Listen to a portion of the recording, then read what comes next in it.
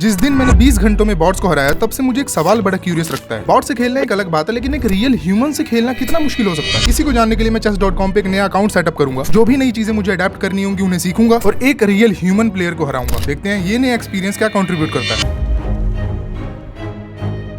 तो अपने गोल तक पहुंचने के लिए मुझे पहले एक नया अकाउंट सेटअप करना होगा। तो मैं गया chess.com की साइट पर, वहां से चेस डाउनलोड किया, sign up, made an account और फाइनली मैं रीडायरेक्ट हो गया होम पेज पर। लेकिन ये क्या है?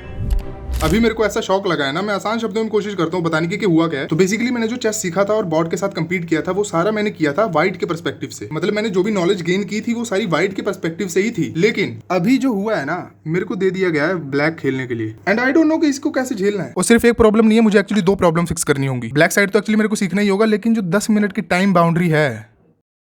और दूसरा बड़ा शौक मेरे को ये लगा कि इसके अंदर 10 मिनट के अंदर ही अंदर सारी गेम निपटानी होती है, जो कि जब मैं बॉट के साथ कंपीट कर रहा था तो कोई ये ऐसा टाइम जोन का पंगा नहीं था उसमें। तो बेसिकली अभी दो बड़ी प्रॉब्लम्स है जो मेरे को फिक्स करनी पड़ेंगी। पहला, मेरे को ब्लैक की पर्सपेक्टिव समझनी पड़ेगी, क्या होता है, कैसे खेलना है और कैसे इस तरह से मैनेज करना है इस चीज को, और एक्चुअली डिफरेंस क्या होता है व्हाइट और ब्लैक में। और साथ ही मेरे को अपने आप को ट्रेन भी करना पड़ेगा कि मेरे पास 10 ही मिनट है सारा कुछ उल्टाने के लिए, तो मूव भी फास्ट करने पड़ेंगे और साथ ही साथ मेरे को अलर्ट भी रहना पड़ेगा। अब ब्लैक साइड को सीखते वक्त मुझे एक चीज रियलाइज हुई and it's quite common to understand. तो मैंने अभी ब्लैक को समझने की कोशिश करी है, तो मेरे को पता क्या लगा है, जो बेसिकली व्हाइट है उसका बस एक फ्लिप सेक्शन है ब्लैक साइड। तो इन सिंपल वर्ड्स, जो व्हाइट के लिए चीजें लेफ्ट साइड होंगी वही सेम चीज ब्लैक के लिए राइट साइड में होंगी। लेकिन अभी भी पूरी ब्लैक साइड की गेम जो है उसको समझना बाकी है। और यही ब्लैक की जो पोजीशनिंग की प्रॉब्लम है, इसी चीज को फिक्स करने के लिए मैंने एक नई स्ट्रेटजी सीखी है कॉल्ड एज कैरोकैन। तो बाकी सारी स्ट्रेटजीज की तरह इसके भी बहुत सारे वेरिएशन होते हैं। तो बेसिकली अपने को क्या समझना है कि इसके जो हर एक पीसीज होते हैं, पॉन, बिशप और नाइट्स, हर एक का एक स्पेशल मिशन सा बनाया होता है। पॉन पीसीज का मिशन होता है कि सेंटर अटैक करना है, और नाइट्स का मिशन होता है कैसे ज्यादा से ज्यादा सेंटर पे प्रेशर अप्लाई किया जाए, और बिशप से बेसिकली हमें ओपोनेंट के नाइट को पिन करना होता है। और बेसिकली जो 10 मिनट्स वाला रिस्ट्रिक्शन है, ये भी कोई खास इतना बड़ा रिस्ट्रिक्शन नहीं है, इतनी बड़ी प्रॉब्लम नहीं है इसमें। बस मेरे को थोड़े मूव्स फास्ट करने पड़ेंगे और डिसीजन मेकिंग को थोड़ा ऑप्टिमाइज करके तेज करना पड़ेगा। और ये कोई इतनी बड़ी भी प्रॉब्लम नहीं है कि इससे थोड़ा सा ज्यादा दिक्कत आ सके। तो ये 10 मिनट वाला रिस्ट्रिक्शन मेरे को कितनी दिक्कत दे सकता है, इसके लिए मैंने काफी गेम्स ही ऑब्जर्व करी थी। तो ये 10 मिनट वाली रिस्ट्रिक्शन कोई खास इतनी बड़ी प्रॉब्लम नहीं है। हाँ, मेरे को कुछ चीजें बस थोड़ी सी ऑप्टिमाइज करनी पड़ेंगी। ये दो चीजें फिक्स करके मैं अपने गोल का 1/3 टाइम एक्चुअली कवर कर चुका था, लेकिन अगले स्टेप ने पूरी ट्रेजेक्टरी चेंज कर दी।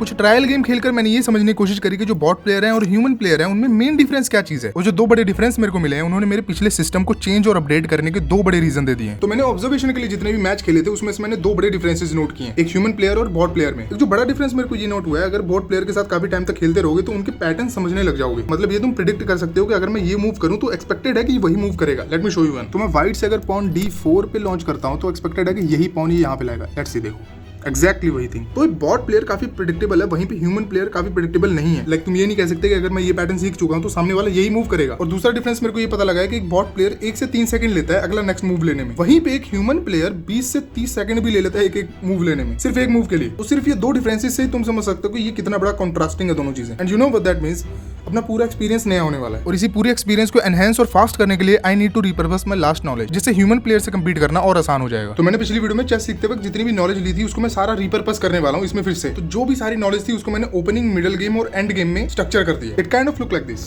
ओपनिंग के सारी चीजें मैंने लिख दी है, क्या करना है, कैसे करना है, समथिंग लाइक दैट, और middle game and end game में भी। तो मेरे को उतना कॉन्फिडेंस है कि मैं अब गेम प्ले के लिए रेडी हूं। तो अब सिर्फ एक चीज रह गई है, फाइनल गेम प्ले। मैंने सारी नॉलेज और एक्साइटमेंट से गेम लोड करी। इन दी ओपनिंग मैंने अपने सारे पीस डेवलप करे, पर इन दी मिडिल गेम मैंने एक ब्लंडर कर दिया। मैंने अपने ओपोनेंट को एक स्ट्रॉन्ग पोजीशन दे दी without bringing my king to safety, जिसकी वजह से एंड गेम तक पहुंचने से पहले ही I got checkmate and lost my first match.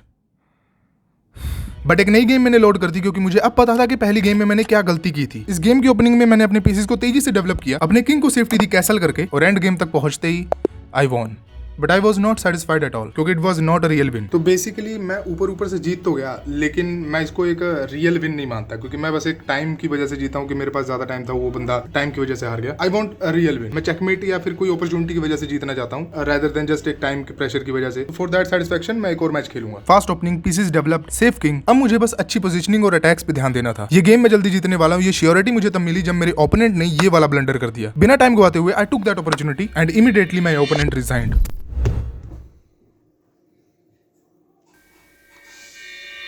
Compare to bots human से प्ले करना थोड़ा सा हार्ड है, लेकिन एक बॉट के साथ खेलने से बहुत अच्छा है, क्योंकि हर एक नई गेम के साथ नया थ्रिल आता है और नया प्लेयर खेलता है, जिसकी वजह से मूव्स प्रेडिक्ट करना ये बड़ा मुश्किल हो जाता है। और हर एक गेम के साथ तुम्हारी पैटर्न रिकॉग्निशन की एबिलिटी और ज्यादा बढ़ती जाती है, और इसी वजह से मेरे को पैटर्न रिकॉग्निशन चेस गेम्स में ऐड भी करना पड़ा। But modern chess is basically better positioning और मेमोराइजिंग पैटर्न्स, जिसकी वजह से चेस का क्रिएटिव एंगल थोड़ा सा दब जाता है। सिर्फ इसको एक गेम की तरह रखना, चेस को ज्यादा एक्सट्रीम में ले जाने से क्या होगा, I think Bobby Fischer cleared it more accurately. I hate chess. I know what chess is all about. It's all about memorization. It's all about prearrangement. Creativity is lower down on the list. There are a lot of games that you can come up with that have practical defects in terms of discouraging people to learn them, not creative defects. You can learn Fisher Random in 10 seconds. People think I'm anti-chess. No, I'm not anti-chess. I'm pro-chess. I'm trying to keep it alive.